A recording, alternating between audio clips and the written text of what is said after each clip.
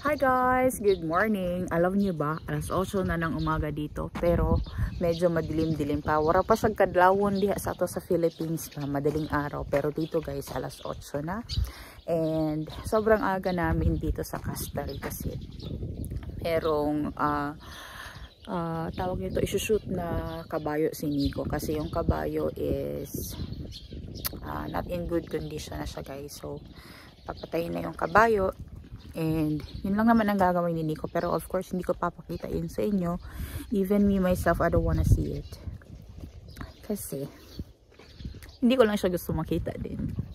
I don't know the horse, I don't know the history, but usually kapag mga ganitong season sa Finland guys, autumn time, kahit naman summer or any season, kapag yung kabayo is hindi na siya fit to stay alive, hindi na siya pwedeng mahirap na siyang alagaan guys.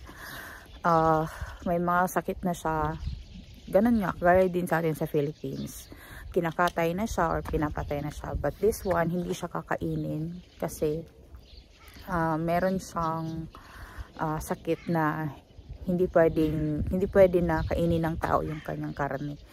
Kaya yun. So, instead na yung may-ari ng kabayo is dalahin niya sa vet yung kabayo, si Nico ang gagawa kasi walang bayad yung kay Nico guys. Pero kapag sa vet, it depends. Maybe 500 to 1,000 euros. It depends. Alam niyo ba na isang ipin ng kabayo, kapag binunutan niya ng ngipin ang kabayo guys, 1,000 euros yan, or sa atin siguro mga 50-60,000 pesos. Isang ngipin lang ha. Ang sa tao dito guys, 40-50 euros siguro. Pero yung sa kabayo, isa lang kangipon jud, isang ngipin lang, 1,000 euros yun guys. Tapos, kunwari yung kabayo mo, maraming ipin na kailangan tagalin kasi hindi man din yan sila pwede magstay na sira yung kanilang ipin. So yun na guys, sinikuan yung kapatid niya. Shoot na yung kabayo. Kilala ko pala yung kabayo guys. Yun pala yung isang horse na merong back problem. Ano siya guys, congenital yung kanyang problem. Since birth yung kabayo na yun, meron siyang tawag nito, deformity. I don't know why.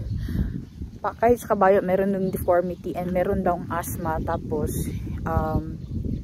stuck daw yung kanyang sipon. Sinisipon din yung mga kabayo guys, gaya lang din ng tao. Alam niyo ba, meron din sila mga kakaibang sakit like mga Cushing syndrome, mga skin diseases, mga psoriasis, mga ganyan. Meron din ganyan sa kabayo guys. So sabi ko kay Heidi na ayokong makita yun, sabi niya no need to see it.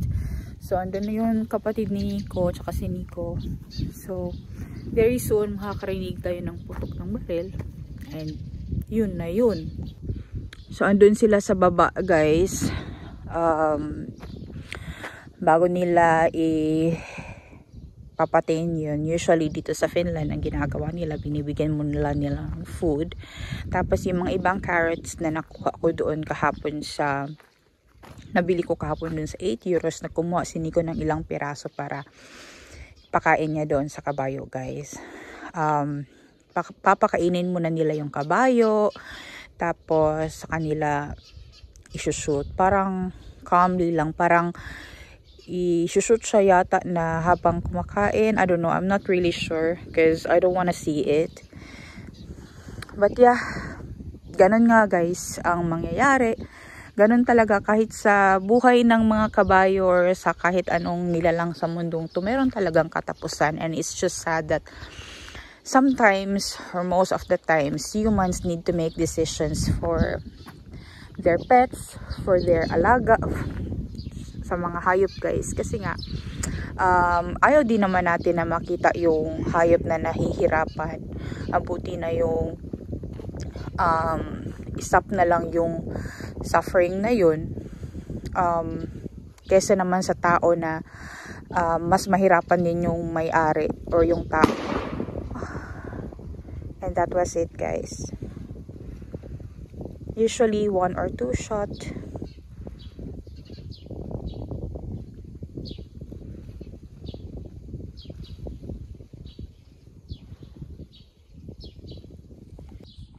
I think it's done na guys. I'm not sure. Alam niyo ba itong kabayo na to? Dito pinanganak sa Castari. I think 2 or 3 years ago.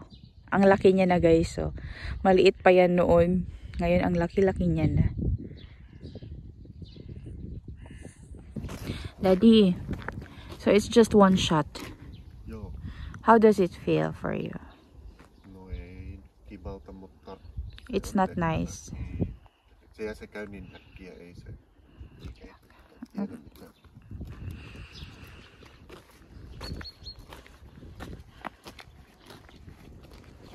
It's always not a nice feeling guys, but sometimes we just need to make decisions for the animals as well, because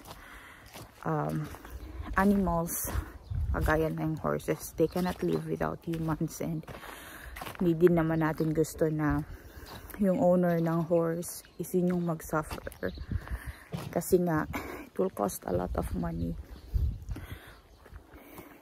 It's always not a nice feeling. Alam nyo, there's always a lot of shitty things in this life. I don't know why, but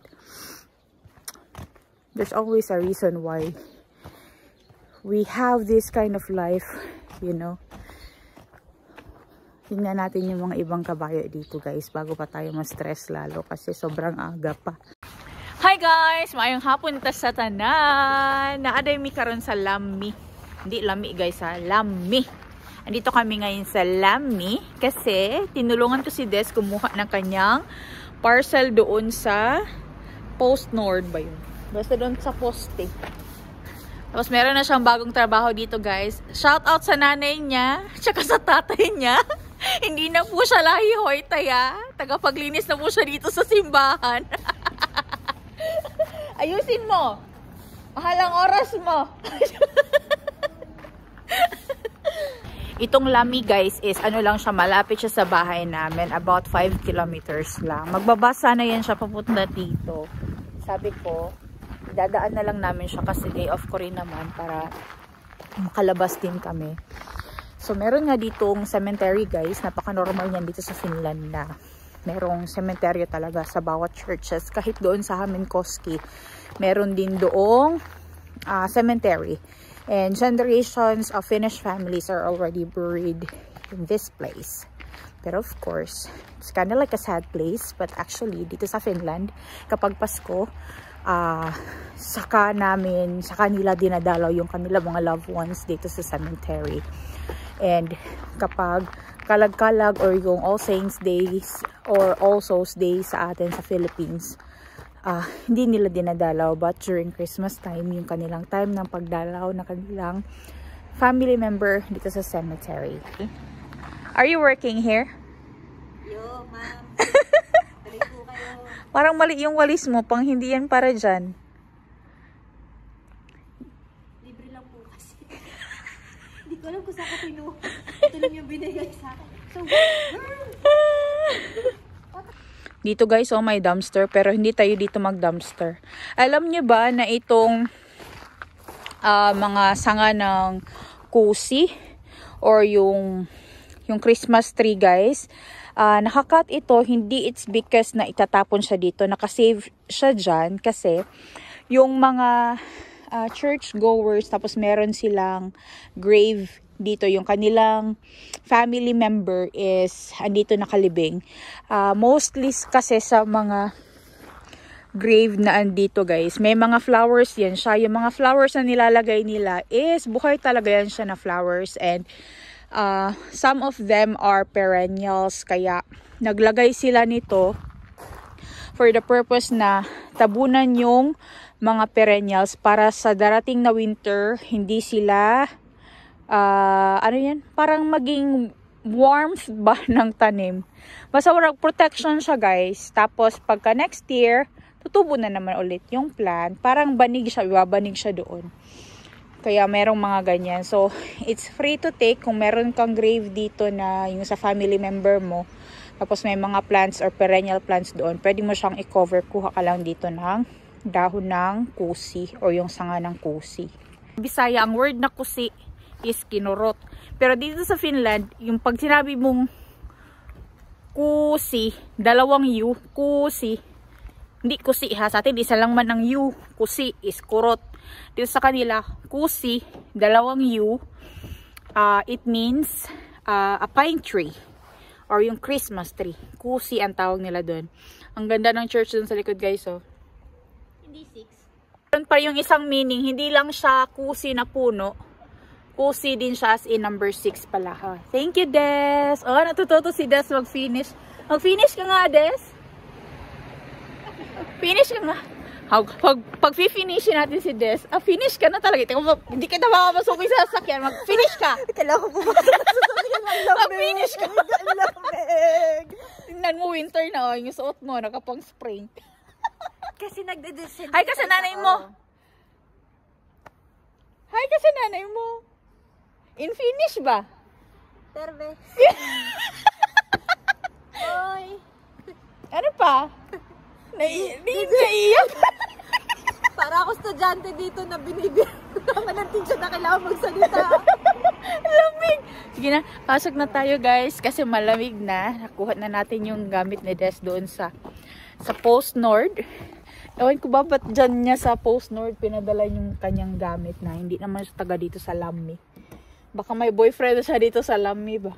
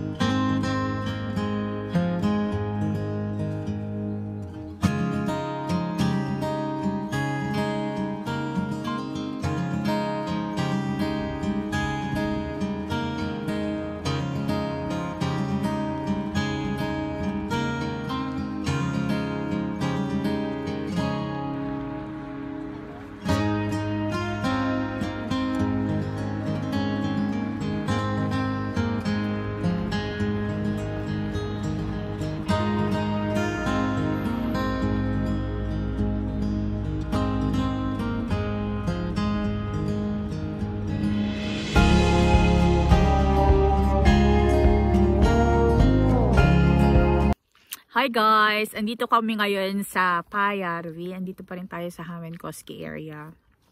This is just so wonderful and I want to share it to you guys. Kahit dito man lang sa video makita nyo to.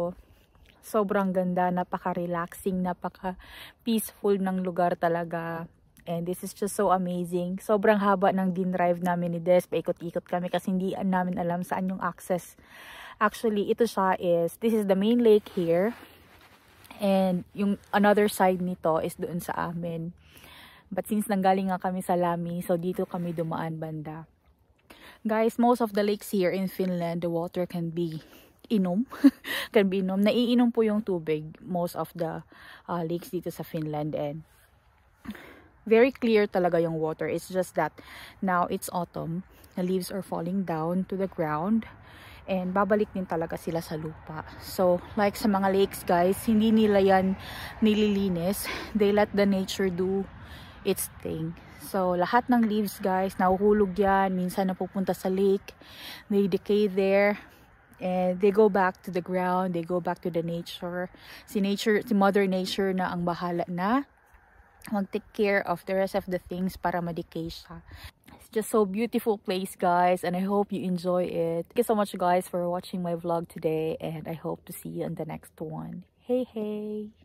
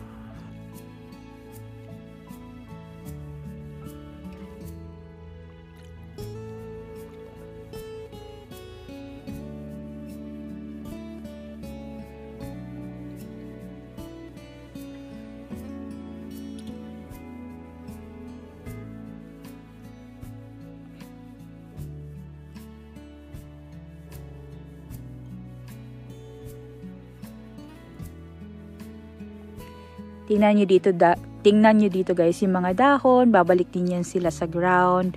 Madedikayan siya dyan sa lupa. Yung iba, mapupunta sa tubig. And Mother Nature is just so amazing in taking care of itself. Hindi na yan siya lilinisin. Ganyan na yan siya guys. The water is so clear. I don't know if you can see it, but I apologize if I will not be able to show it clearly sa aking video. But this is just so beautiful.